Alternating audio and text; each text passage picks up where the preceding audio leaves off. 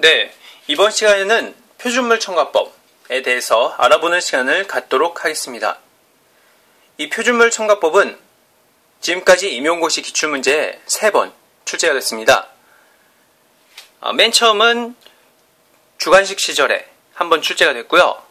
그 다음에 객관식 시절에 2번 출제가 됐습니다. 지금 다시 주관식이 됐는데 아직까지 표준물 첨가법은 출제가 된 적이 없습니다. 그래서 이번 주관식 시절에 출제될 가능성이 굉장히 높은 곳입니다. 자, 그렇다면 표준물 첨가법에 대해서 우리가 우선 개념을 먼저 살펴보고 기출문제를 풀 건데요. 밑에 이렇게 내용이 많은데 그 전에 표준물 첨가법 이 말 자체만 보고 우리가 이게 무엇인지 유추할 수 있어야 합니다.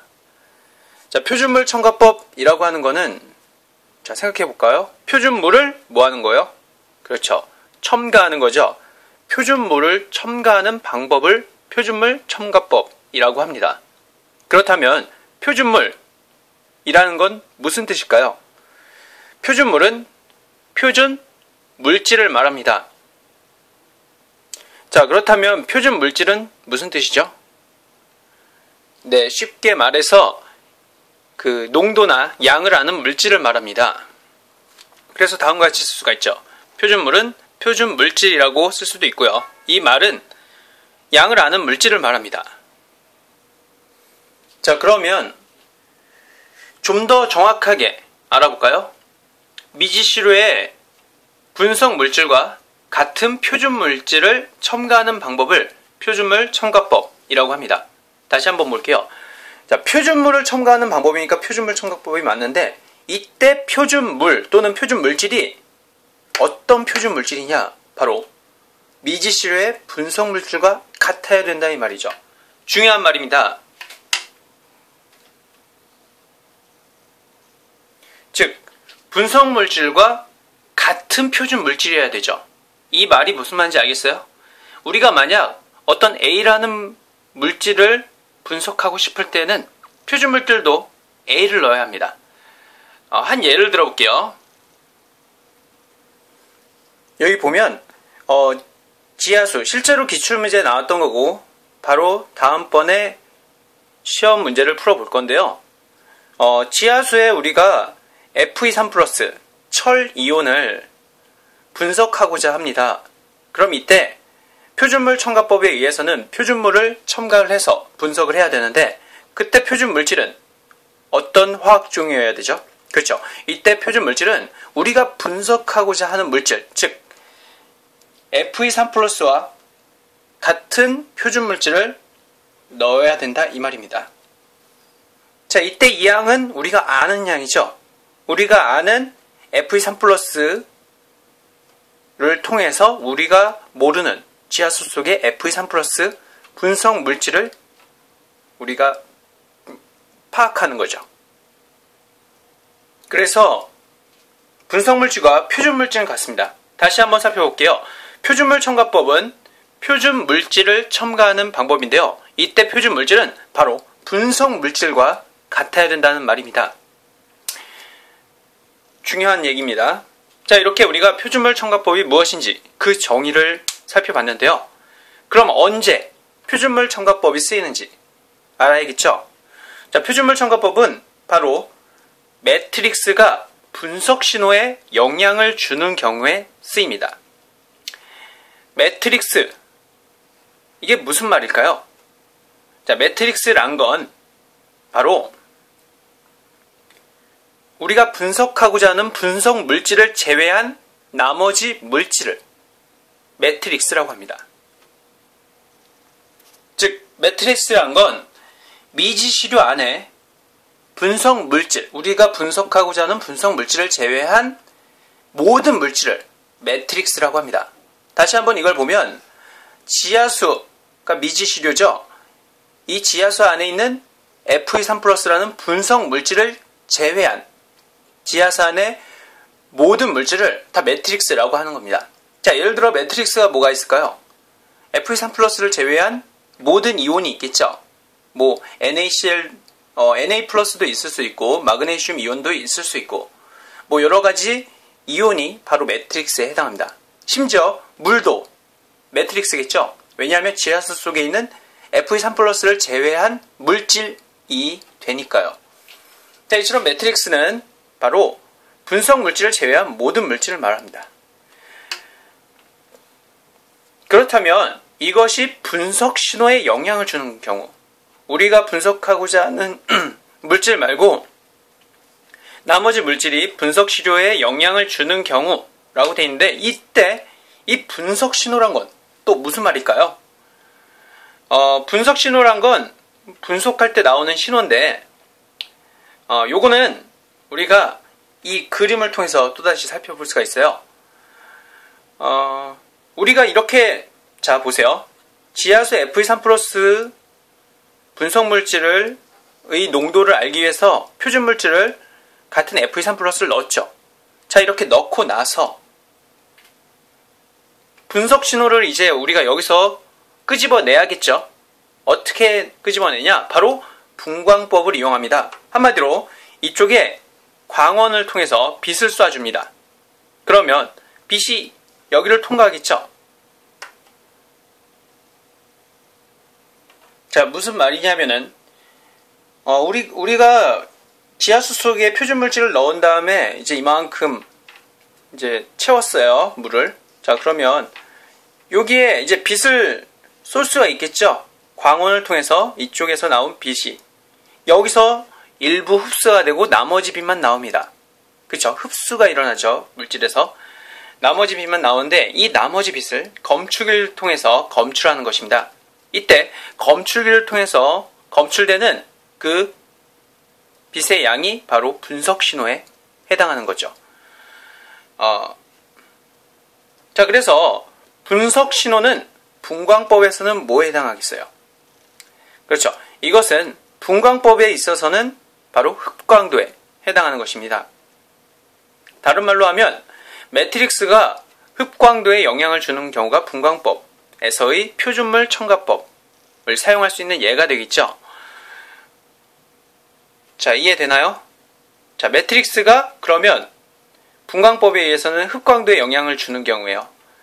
매트릭스 자체가 빛을 흡수할 수 있다, 이 말이죠. 분석 물질은 빛을 흡수해야 되죠. 흑광도에 영향을 줘야 되죠. 하지만 분석 물질을 제외한 물질도 빛을 흡수해서 흑광도에 영향을 주는 경우, 이러한 경우가 한 예에 해당하겠죠. 자, 그런 경우가 있는데 여기 보면 제가 파란색으로 또 썼어요. 자, 이럴 때는 매트릭스가, 즉 우리가 분석하고자 하는 물질도 아닌데 이 녀석이 분석 신호에 영향을 주는 경우, 자, 이러한 경우는 뭘로 한다? 그렇죠. 표준물 첨가법을 이용합니다. 그래서 매트릭스를 보정을 합니다. 그렇죠. 매트릭스를 보정을 해요. 왜냐? 이걸 보정을 안 하면 우리가 분석하고자 하는 물질도 아닌데 이게 분석 신호에 영향을 주니까, 이게 우리가 분석하고자 하는 물질에 의해서 영향을 주는 게 아니라 매트릭스 때문에 분석 신호에 영향을 주니까 우리가 알고자 하는 농도에 영향을 끼칠 수밖에 없죠. 그래서 이건 매트릭스 보정을 표준물 첨가법으로 하는 것입니다. 왜 그렇게 할 수 있냐? 표준물 첨가법은 가정이 있습니다. 그 가정은 바로 매트릭스가 분석 물질에 미치는 영향이 매트릭스가 첨가하는 표준 물질에 미치는 영향과 같다라고 가정하기 때문이다. 다시 한번 볼게요. 매트릭스가 분석 물질에 미치는 영향, 이것이 매트릭스가 첨가하는 표준 물질에 미치는 영향과 같다라고 가정을 하기 때문에 표준물 첨가법으로 매트릭스를 보정할 수가 있는 것입니다. 자, 무슨 말이냐면은, 자, 여기 보세요. 여기 보면 매트릭스가, 자, 지하수 속에 Fe3+를 제외한 나머지겠죠. 이것이 흑광도에 영향을 미치는 정도가, 이거를 첨가할 때마다, 자, 얘에 미치는 영향하고 같다, 이런 뜻이에요. 자, 이게 무슨 말이냐? 한 예를 들어볼게요. 분석 물질은 당연히 빛을 흡수하죠. 그쵸? 그런데 매트릭스가 있어요. 매트릭스가 빛이 들어오면 이 매트릭스가 빛을 또 흡수하는 거예요. 분석 물질도 빛을 흡수하고 매트릭스도 빛을 흡수하고 매트릭스가 빛을 흡수하는 것을 매트릭스가 분석 신호에 영향을 주는 경우라고 할 수 있죠. 자, 그런데 그렇게 매트릭스가 분석 신호에 영향을 줄 때 우리가 그걸 1 정도 영향을 준다고 봐요. 1. 그러면 자, FE3 플러스 표준 용액을 넣었을 때도 계속해서 몇에 영향을 준다? 1에 영향을 준다 이 말이죠. 이해되죠? 매트릭스가 없다면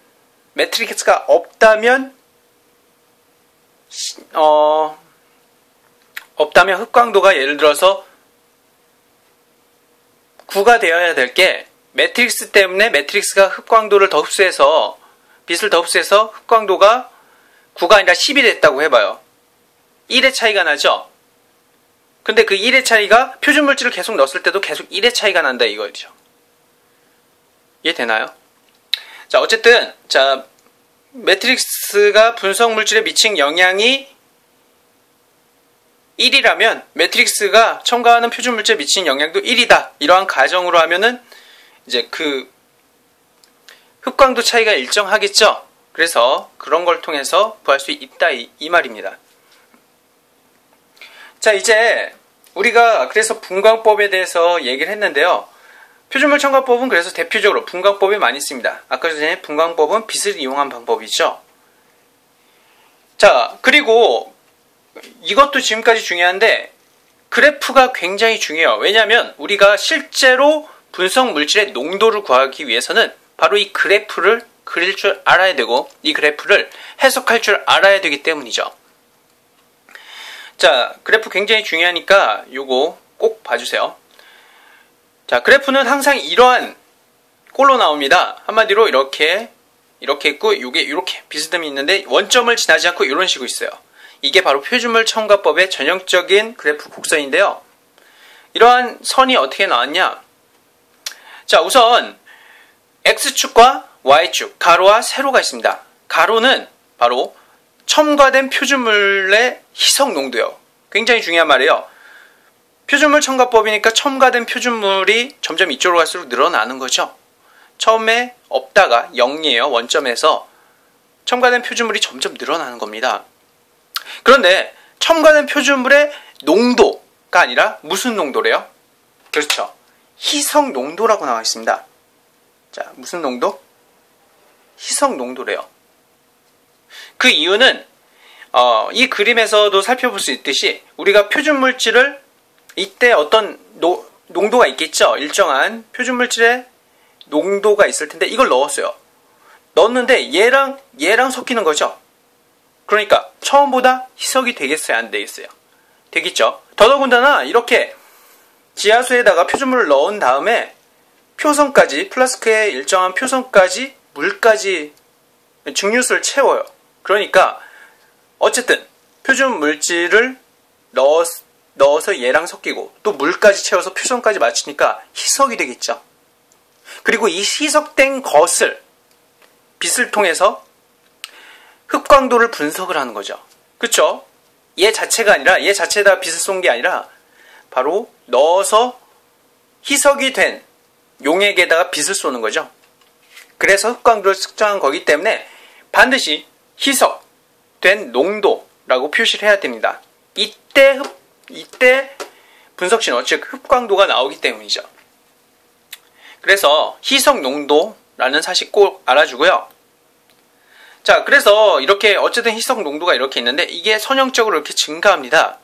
자, 그리고 이번에 우리가 Y축을 보는데요. 분석 신호라고 되어 있는데 이 분석 신호는 사실 뭐랑 같아요? 여기서는 그렇죠. 분광법에서만큼은 흡광도 A랑 같죠. 그래서 분석 신호 대신에 흡광도라고 나올 때가 많습니다. 그리고 아까 전에 여기는 희석 농도인데 워낙 적게 첨가를 하다 보니까 ppm 단위가 많아요. 자, 이렇게 참고로 알아주시고요. 자, 그 다음에 중요한 게 바로 이겁니다. 자, 이렇게 곡선이 나온다 그랬는데 이게 의미하는 거, 이게 굉장히 중요한데요. 이걸 알아야지만 우리가 분석 물질의 농도를 알 수가 있는데요. 이게 의미하는 거는 뭔지 찬찬히 보죠. 여기 보면 자, 이쪽으로 갈수록 흡광도가 높아지는 거죠. 흡수가 잘 된다는 얘기예요. 물질에 의해서. 자, 그런데 여기가 뭐라고 했어요? 그렇죠. 원점이죠. 바로 0을 의미합니다. 원점 0을 의미해요. 자, 그러면 요게 의미하는 게 뭘까요? 요거는 바로 분석 신호가 얼마예요? 0이죠. 분석 신호가 0일 때의 희석 농도랑 관계 있어요. 이해돼요? 분석 신호가 0일 때의 희석 농도. 0일 때의 첨가된 표준물의 희석 농도가 아니라 이번엔 마이너스잖아요. 마이너스. 그러니까 첨가가 아니라 제거겠죠. 무슨 말이냐? 분석 신호가 0이 되기 위해서 제거해야 할 표준물의 희석 농도겠죠. 그런데 이해돼요? 지금까지? 자, 이 가로축은 바로 첨가된 표준물의 희석 농도인데 이거는 플러스 방향이니까 첨가지만 여기는 뭐예요? 마이너스 방향이니까 제거된 표준물의 희석 농도겠죠. 그런데 이 표준물은 아까 전에 뭐랑 같다 그랬어요? 분석물질과 같다 그랬죠. 그러니까 뭐라고 할 수 있냐?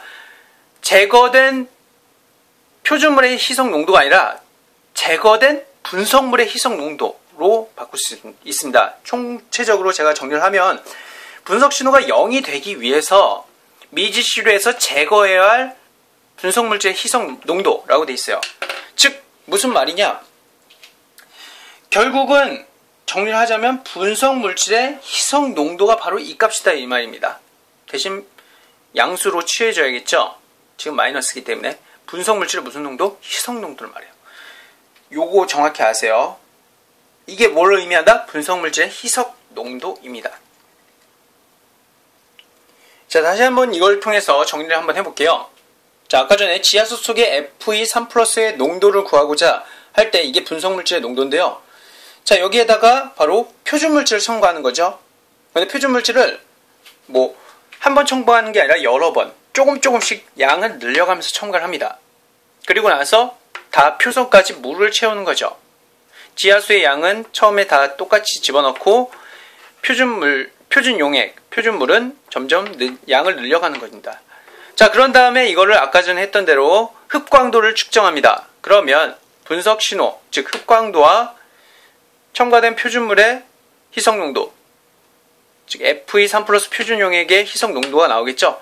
그것은 각각 얘는 여기를 가르치고 얘는 여기, 얘는 여기, 얘는 여기, 얘는 여기. 점점 증가하겠죠. 왜냐하면 표준 용액 자체가 바로 빛을 흡수하기 때문에 흡광도는 점점 증가하게 됩니다. 선형적으로 증가했는데 요걸 통해서 우리가 요거를 여기 일자로 그으면 여기가 예측이 되겠죠.